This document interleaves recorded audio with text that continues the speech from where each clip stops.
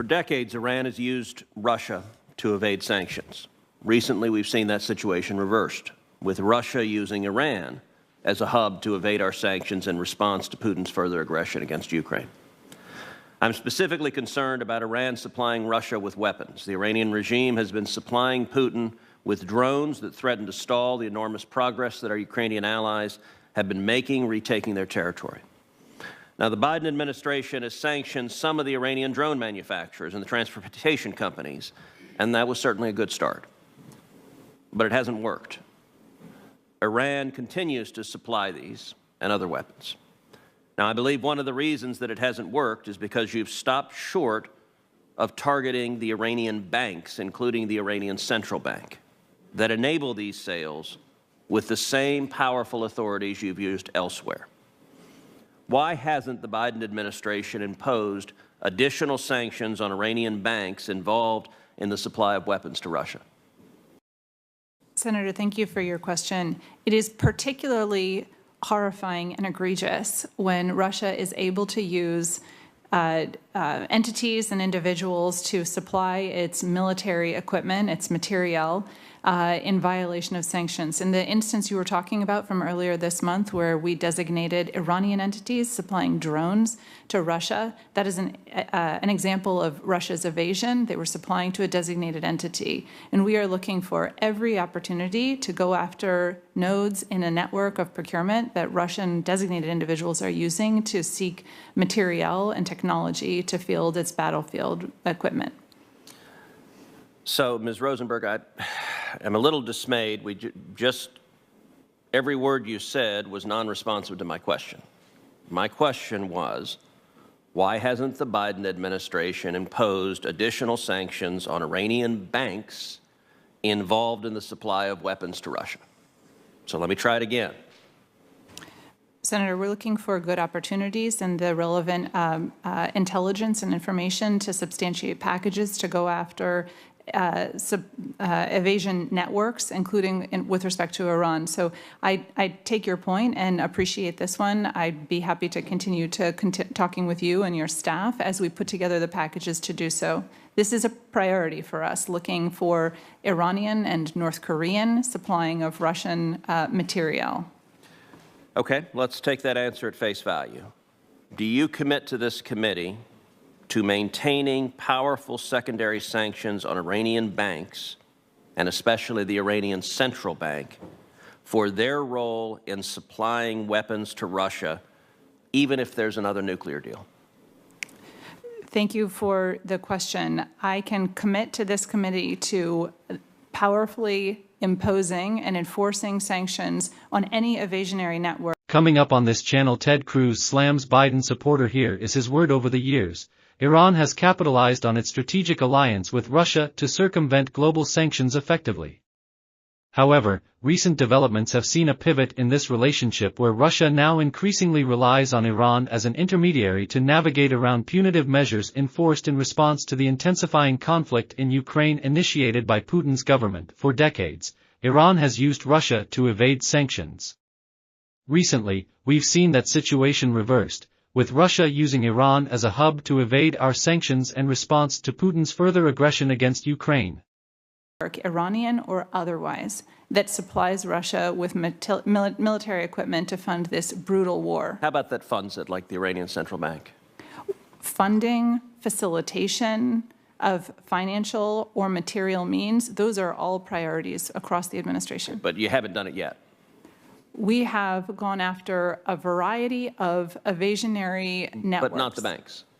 We have named financial nodes in different instances, and furthermore, companies acting as financial cutouts. Russians, unfortunately, are best in class at evading and creating front companies. At the end of the day, it's not complicated. We know the banks are doing this, so it's not best in class evasion. They're doing it openly and brazenly, and the question is, does the Biden administration have the political willingness to sanction them, or is the Iran deal that is such a holy grail for this White House that they're willing to look a blind eye while the Iranian banks fund weapons that are being used by Putin to kill Ukrainians right now in the midst of the invasion?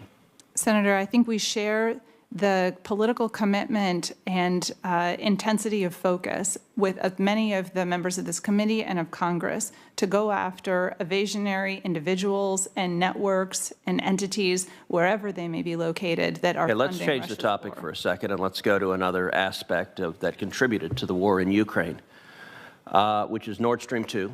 And actually Nord Stream 1. As you know, I authored legislation sanctioning Nord Stream 2. It stopped the construction of Nord Stream 2 until President Biden waived those sanctions, which allowed Putin to complete the pipeline and cause the invasion of Ukraine. Right now, it appears both of those pipelines have been bombed or destroyed or sabotaged in some way. That sabotage was carried out either by the United States, by Russia, or by some third party. I assume you're not going to tell this administration, if it was the Biden administration, that blew up those pipelines.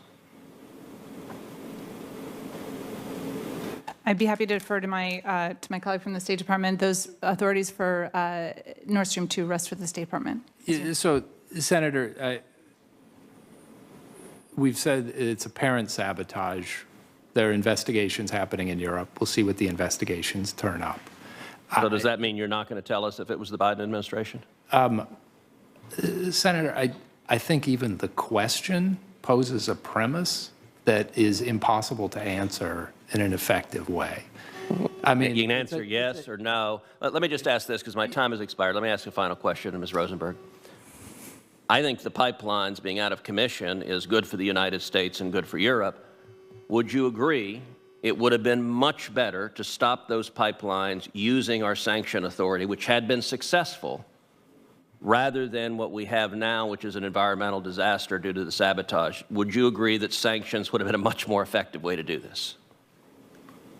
Senator, to the point of European energy security and denying Russia economic advantage and opportunity, and the opportunity to engage in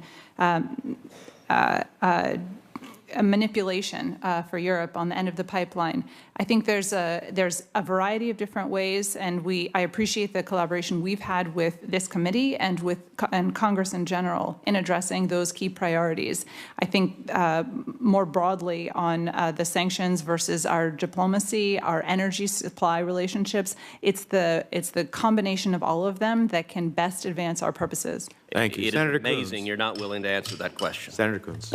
Thank you, Mr. Chairman. I'd like to thank our two witnesses today for your engagement in implementing the Biden administration's global leadership in pulling together our allies, not just in Western Europe, but around the world, and imposing real costs on Putin and Putin's Russia for their brutal invasion of Ukraine. Forgive me, I was at another hearing. The Judiciary Committee is currently conducting a hearing on how to hold accountable those Russians who are committing war crimes, atrocities against Ukrainians. So I may have missed the exchange on this particular point. Are there additional economic sanctions that you are urging that we support or authorize, or that the administration is considering, that would impose significant and effective additional costs on Russia? And if so, what are they? Thank you, Senator, for the question. There's two main themes that I would like to address in answering your question. The first is a continuation of many of the sanctions on targeting financial institutions and military entities or military industrial supply chains. That's critical in order to deny Russia revenue to fund its brutal war. Not only the U.S. imposition and enforcement of those measures, but also the parallel implementation and enforcement by our colleagues and counterparts in Europe and other jurisdictions that have parallel measures. We have an opportunity for them to match us in certain of our measures, and likewise. Great. Should we be considering revoking Russia's membership in institutions like the IMF or the World Bank? That would be a significant and a bold step. I'd be interested in hearing your opinions on whether, further removing them from some of these multilateral international financial institutions would have some positive impact. Ms. Rosenberg, and then Mr. O'Brien, if you may. Thank you for the question, Senator. This question is relevant not just for financial institutions, but other multilateral bodies in which Russia has membership. The principle that, if I may, the administration has sought to consider when evaluating each of these is that Russia should be not denied the opportunity for decision-making and leadership in forums where that is unacceptable for it to continue to play a leadership role. The bylaws of different organizations and institutions create different pathways here, whether excluding Russia entirely or depriving it of leadership and decision-making. So it's different from institution to institution or multilateral body, but we're committed to the principle that Russia should not be in the position to inform significant decision-making or hold a veto over policy that other members and would seek to advance. Let me ask you one more question briefly, and then I'll turn to Mr. O'Brien for both.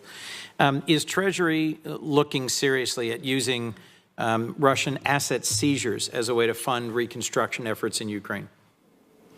Thank you for that question. This is a major priority for this administration. I know many on the here on the Hill are also focused on this, and I expect that some of our Department of Justice colleagues may have had the chance to share with you some of their preliminary thinking on this matter.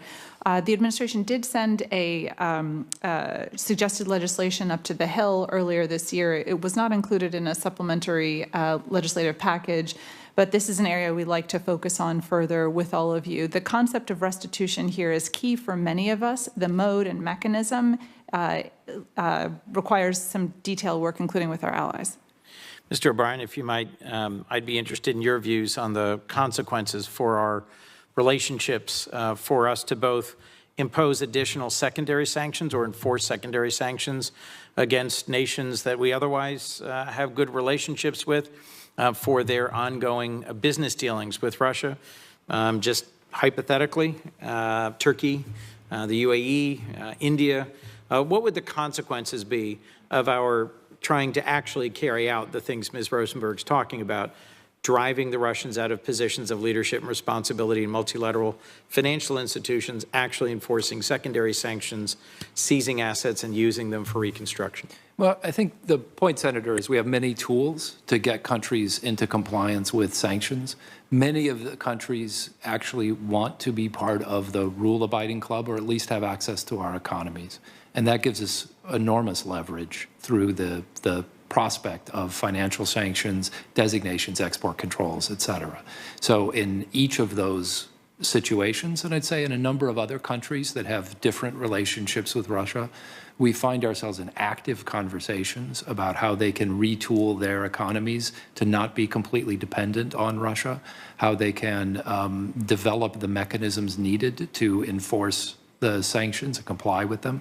And then throughout that process, while we're working with governments, the private sectors are well aware of what will make them vulnerable to sanctions. So we do see, and then I'll close with this point, as we mentioned in a particular conversation earlier, sometimes if we designate the Russian counterparty, then that causes the institutions in some of those countries to say they can no longer continue working in an area. So we don't necessarily have to employ these tools against the friendly countries, but we're able to achieve the same result in other ways. Well, thank you. I'd like to thank you both for your testimony and for your work and to recognize the administration's success so far in pulling together a very wide range of very disparate partners, but also urge you to sharpen and focus this work because of the urgency of imposing greater costs on Putin's Russia for their aggression in Ukraine. Thank you, Mr. Chairman. Thank you.